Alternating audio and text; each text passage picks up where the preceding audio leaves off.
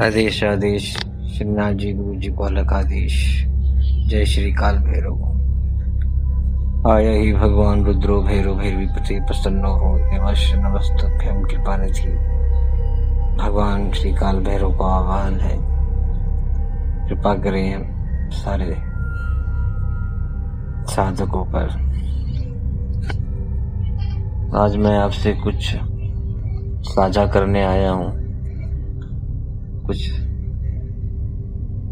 बात आपको बताने आया हूँ एक साधक के बारे में, एक तांत्रिक के बारे में कुछ आपको बताने आया हूँ।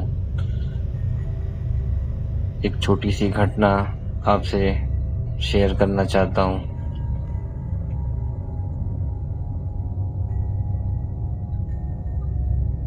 कुछ महीनों की बात है,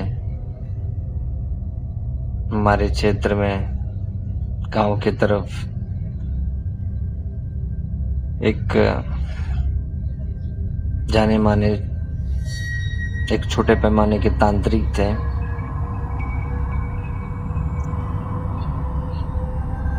और उनका अच्छा खासा नाम था वहां पर उनके हठीले स्वभाव की वजह से, जिद्दी स्वभाव और मजाक की आदतों की वजह से एक साधक की जिंदगी चली गई। बात ऐसी है कि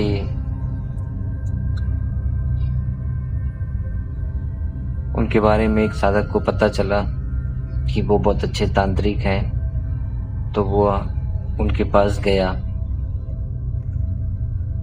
उनके घर रात के कुछ करीब 10 बजे वो गया और उनसे गुजारिश करने लगा कि गुरुजी, मुझे भी इस साधना क्षेत्र में, इस यंत्र मंत्र तंत्र की दुनिया में कुछ आपसे सीखना है, कृपया करके मुझे अपना शिष्य बनाए। तांत्रिक ने पूछा, आप किस लिए सीखना चाहते हैं, आपका उद्देश्य क्या है? तो उन्होंने कहा कि बस सीखना चाहता हूँ, अपनी रक्षा करना चाहता हूँ,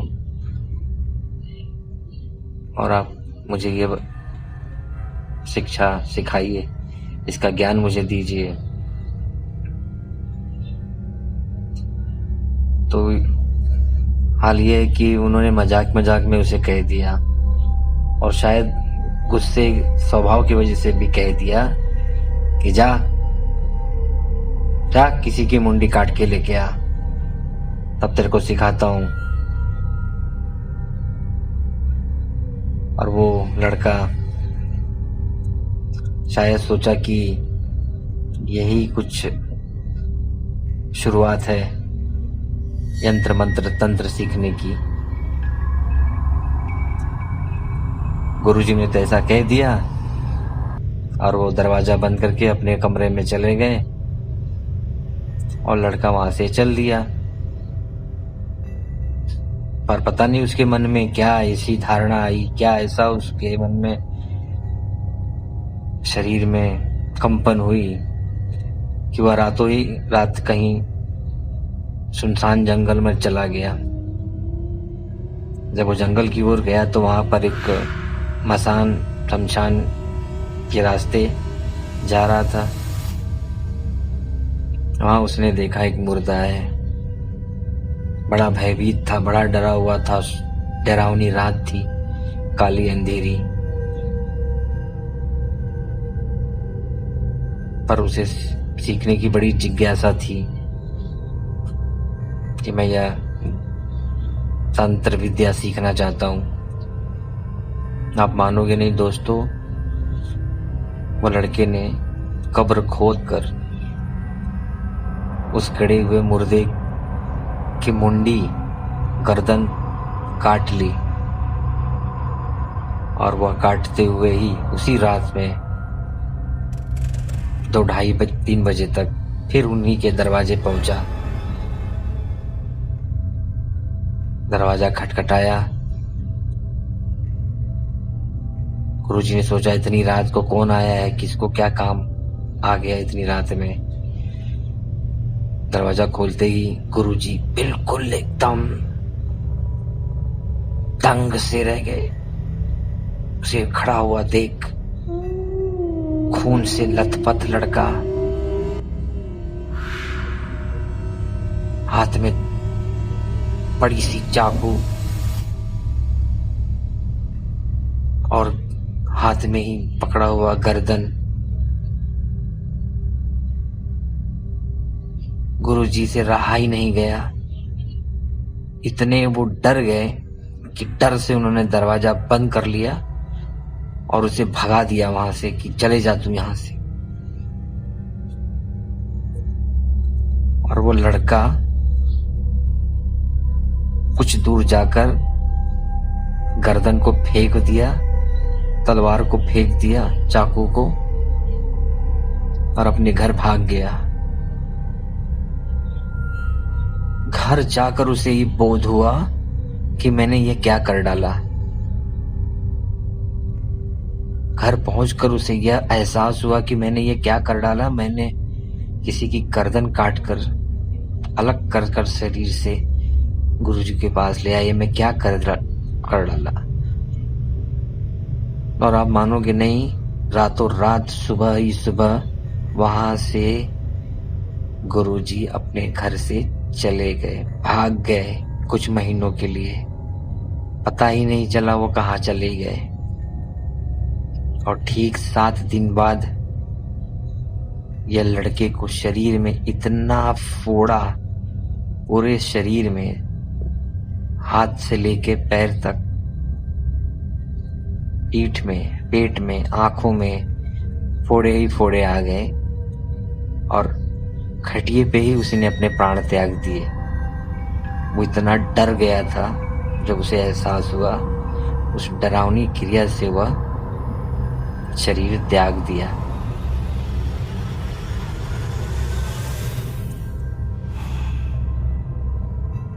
फिर कुछ महीनों बाद यही बातें, यही तंत्र विद्या सिखाने वाले गुरु ने ही बताया।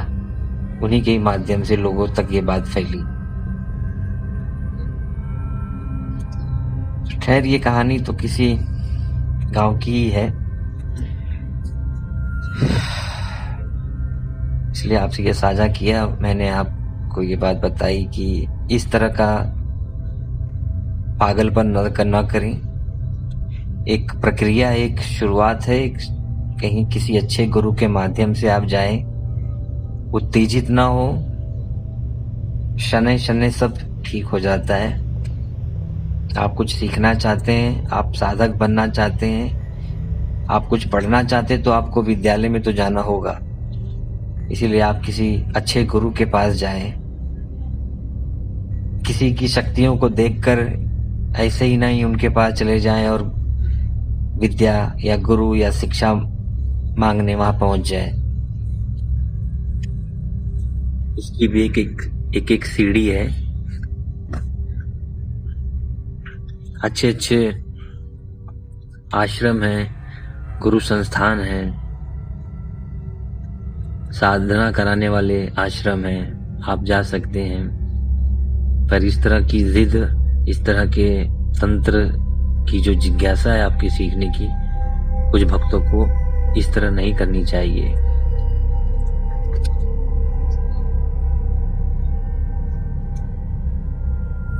एक अच्छा गुरु आप जरूर चुनने में जरूर समय लगाएं, पर एक अच्छा गुरु चुन लीजिए, वक्त लीजिए। अपने आप गुरु की पहले आप गुरु की परीक्षा ले लीजिए कि ये गुरु मेरे काबिल है या नहीं। और एक बार आपने गुरु चुन लिया तो आप पीछे नहीं मुड़ना है आपको। बस उनके ही चरण कमलों में आपको अपना जीवन देना है। देखिए, शिक्षा गुरु अनेक हो सकते हैं, पर दीक्षा गुरु एक ही होते हैं। आपने जिनसे दीक्षा ली, बस उन्हीं पे ही आपको सब कुछ समर्पण कर देना है। शिक्षा आप बहुत गुरुओं से ले सकते हैं, अनेक गुरुओं से आप शिक्षा ले सकते हैं, सीख सकते हैं। साधना के क्षेत्र में आप वाम मार्गी साधना, कौलाचार्य साधना, मसान साधना, शमशान साधना, योग साधना, ये सारी शिक्षाएं आप अलग अलग गुरु से ले सकते, पर दीक्षा गुरु सिर्फ आपका एक ही होगा और वो जीवन भर आप ही का ही होगा।